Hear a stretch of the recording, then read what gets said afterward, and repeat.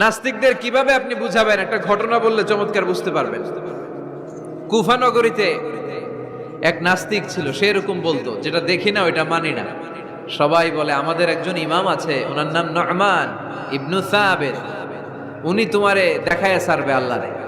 সে বলে তাই, তাহলে ডাকো তো, তার সাথে আমি তর্ক করব। অ্যাপয়েন্টমেন্ট দেয়া হলো জুমার পরে ঠিক ভর দুপুরে 2টায়। নু'মান ইবনু সাবিত ওনার আসল নাম, ওনার লকব হচ্ছে আবু হানিফা। ইমাম আবু হানিফারে ছিলেন না?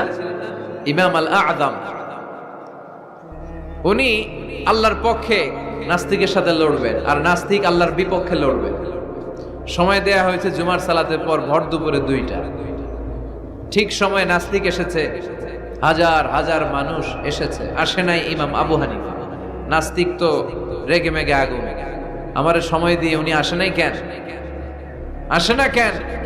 আধা ঘন্টা, 1 ঘন্টা, 1.5 ঘন্টা চলে যায়, আসে না। প্রায় 2 ঘন্টা পরে ইমাম আবু হানিফা দৌড়ে দৌড়ে আসলেন। নাস্তিক বলে আপনার তো সময়ের কোনো জ্ঞানই নাই, আপনার সাথে কোনো তর্ক চলবে না। ইমাম আবু হানিফা বললেন ইনদি উযর, আই হ্যাভ অ্যান এক্সকিউজ, আমার একটা এক্সকিউজ আছে। কি এক্সকিউজ? সাইয়েদনা ইমাম আবু হানিফা বললেন, আমি যখন ঘর থেকে বের হই, এই পথে আসার সময় আমাকে একটা নদী পার হতে হয়। কি পার হতে হয়?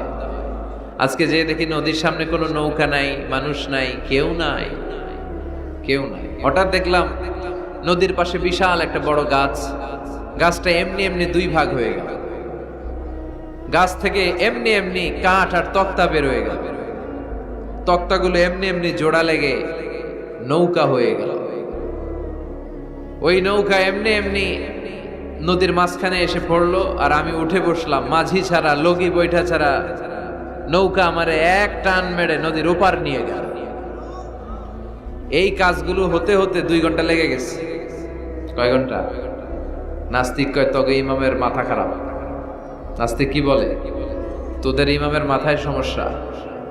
ইমাম আবু হানিফা বললেন, আপনি এই কথা বললেন কেন? আমার মাথা ঠিকই আছে, আপনি আমার গালি দেন কেন?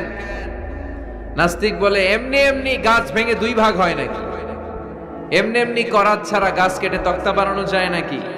এমনি এমনি মিস্ত্রি ছাড়া তক্তা লাগিয়ে নৌকা হয়? এমনি এমনি মাঝি ছাড়া নৌকা চলে নাকি? সাইয়েদনা ইমাম আবু হানিফা বললেন, এই তো আপনি লাইনে চলে আসছেন, এখন আপনারে বুঝাইতে খুব সুবিধা হবে। এমনি এমনি নৌকা হয় না, তক্তা হয় না, এমনি এমনি গাছ কেটে 2 ভাগ হয় না, তাহলে আকাশটা কেমন করে এমনি এমনি হলো? এই জমিনটা কেমন করে এমনি এমনি হলো? দ্বিপ্রহরের জলজলের সূর্যটা কেমন করে প্রতিদিন দিনক্ষণ টাইম ঠিক করে সকালে পূর্ব দিক থেকে উঠে পশ্চিম দিকে ডুবে যায়? কেমন করে আকাশ থেকে বৃষ্টি নামে এমনি এমনি? কেউ যদি এটা না করে এমনি এমনি কেমন করে পৃথিবী সৃষ্টি হয়? নাস্তিকের ঘুমন্ত বিবেক এবার জাগ্রত হয়েছে, এবার সে চোখ মেলে তাকিয়েছে। সেজন্য এই পৃথিবীতে এখন নতুন এসেছে, সে নতুন করে আবার পৃথিবী দেখতে লাগলো। তাই তো? সুবহানাল্লাহ কইবেন না? তাই তো, এমনি এমনি তো কিছু হতে পারে না। There should be someone who is controlling everything. একজনকে থাকাই লাগবে যিনি মহাবিশ্ব নিয়ন্ত্রণ করছে। চিল্লায় বলেন, যিনি কে? নাস্তিক অবাক, তাই তো, আসলেই তো আমি একটা বোকা, আসলে আমি হাদারাম, আমি তো এইভাবে কখনো ভাবি নাই। ও ইমাম, আপনাকে শুকরিয়া, আপনার হাত দেন, আপনার হাতে চুমু খাই, আপনার হাতে হাত রেখে আমি শাহাদা বাক্য পাঠ করতে চাই, আপনি আমারে পড়িয়ে দেন লা ইলাহা ইল্লাল্লাহ মুহাম্মাদুর রাসূলুল্লাহ। কালিমা পড়ে মুসলমান হয়ে গেলেন। আল্লাহু আকবার। এজন্য নাস্তিকদের সাথে ওয়াজাদিলহুম বিল্লাতি হিয়া আহসান, হিকমতের সাথে কথা বলতে হবে। প্রজ্ঞার সাথে যদি আপনি একটা ভ্যালিড গ্রাউন্ড উপস্থাপন করতে পারেন, নাস্তিকরা আপনার সামনে দাঁড়াতে পারবে না। চিল্লায় বলেন ঠিক কিনা? এই নাস্তিকদের জন্য অনেক দিক নির্দেশনা, ডোজ, মেডিসিন আল্লাহ সূরার ভেতরে দিয়েছেন। সূরাটার নাম সবাই বলতে হবে। সবাই বলেন, সবাই কইছেন? সূরার নাম সূরা মুলক। চিল্লায় বলেন কি নাম? সূরাতুল মুলক।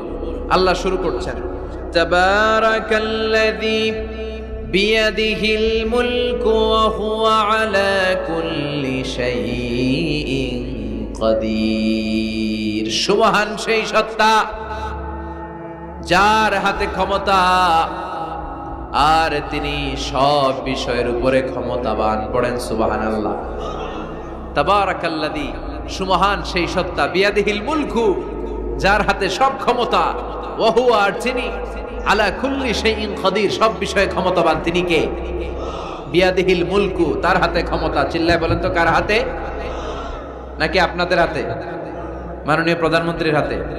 আস্তে আস্তে যাও, তুমি তো পুরো মাইক নাড়ায় ফেলতেছ। ক্ষমতা কার হাতে? নাকি প্রধানমন্ত্রীর হাতে? র্যাবের প্রধানের হাতে? পুলিশ প্রধান? ডোনাল্ড ট্রাম্পের হাতে? ভ্লাদিমির পুতিনের হাতে? নরেন্দ্র মোদীর হাতে? কার হাতে?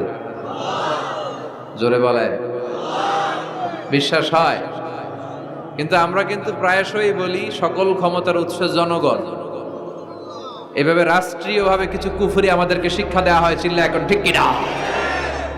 এটা রাষ্ট্রীয় কুফরি। সকল ক্ষমতার উৎস জনগণ নয়, সকল ক্ষমতার উৎস একজন। চিল্লায় বলেন তিনি কে? আপনি নিজের একটু নিজের জিজ্ঞেস করেন তো যে আপনার ক্যাপাসিটি কতটুকু? আমার ক্যাপাসিটি আসলে কতটুকু? আমি আসলে কদ্দূর করতে পারি, কদ্দূর ক্ষমতা আমার আছে? একটু জিজ্ঞেস করে দেখেন।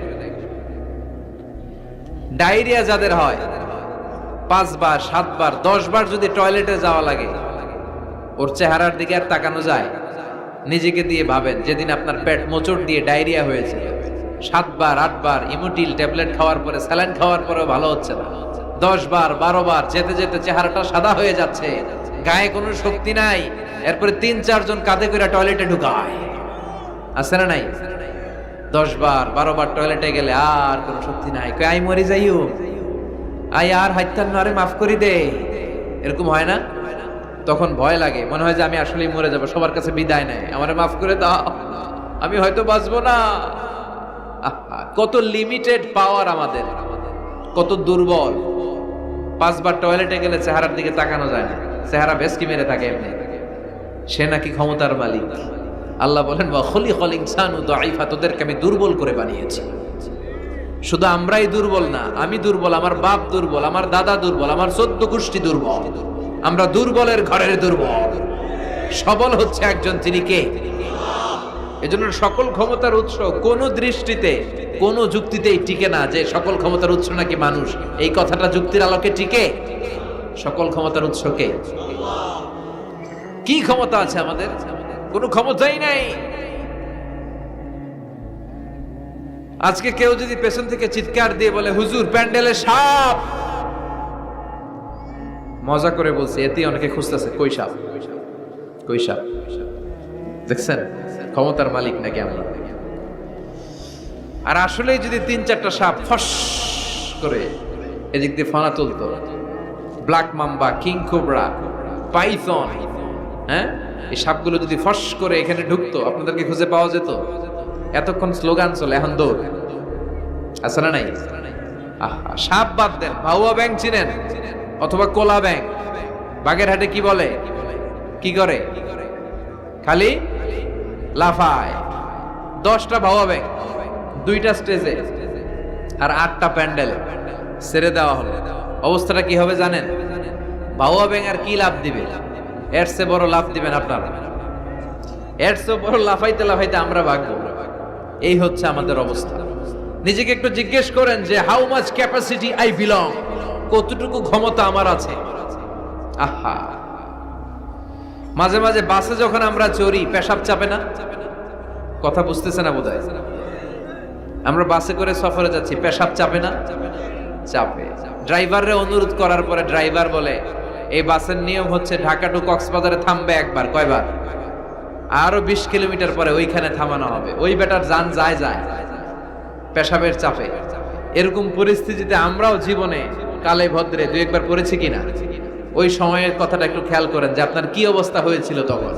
সে নাকি ক্ষমতার মালিক, সে নাকি সকল ক্ষমতার উৎস, যার 10 মিনিটের পেশাব আটকে রাখার ক্ষমতা তার থাকে না। এজন্য মানুষ কখনো ক্ষমতার উৎস হতে পারে না। চিৎকার করে বলতে হবে সকল ক্ষমতার উৎস কে?